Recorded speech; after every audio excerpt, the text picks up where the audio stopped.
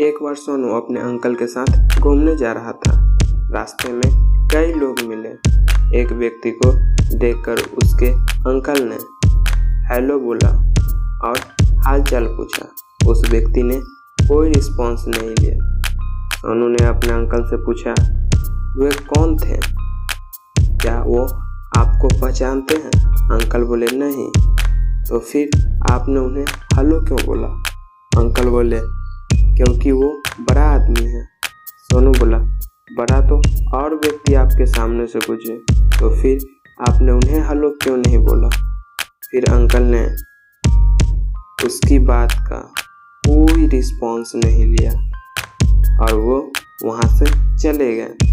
सोनू अपने मम्मी को सारी बात बता दी और पूछा, ये कौन है? ये बड़ा कैसे बनते हैं? फिर उसकी मम्मी ने बोली, बड़ा आदमी दो प्रकार के होते हैं। पहला जो हमारे उम्र से बड़े होते हैं, जैसे दादा, ताऊजी, दादी और तुम्हारे पापा।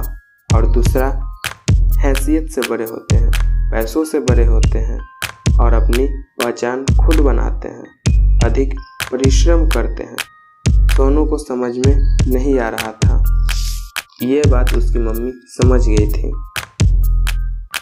उसकी मम्मी सोनू से बोली, कल शिव जी के मंदिर गए थे ना?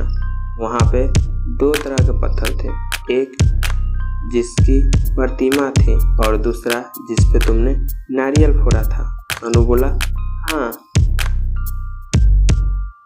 एक पत्थर ऐसा जिसे लोग पूछते नहीं हैं और दूसरा पत्थर ऐसा जिसे लोग पूजते हैं, क्योंकि वो पत्थर पहले सभी पत्थर के जैसा था, लेकिन वह अपनी आकृति पाने के लिए बहुत कष्ट झेला, बहुत दर्द भी सहा।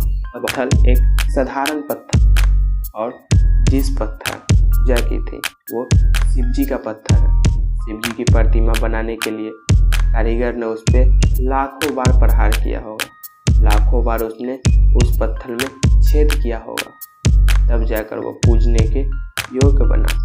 ठीक उसी प्रकार हमारे जीवन में भी होती है।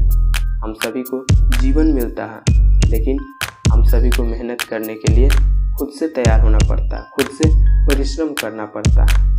अब हमको कोई पूजता है या फिर हमें कोई बाहर फेंकता है या फिर हमें कोई इग्नोर करता है या फिर हमें अपना इल्ज़ाम डालता है, ये हमारे कर्मों के ऊपर निर्भर करता है। अगर तुम अपने काम के प्रति अच्छे से मेहनत करोगे तो तुम भी बड़ा आदमी बन सकते हो, तुम भी अपना पहचान खुद जमा सकते हो।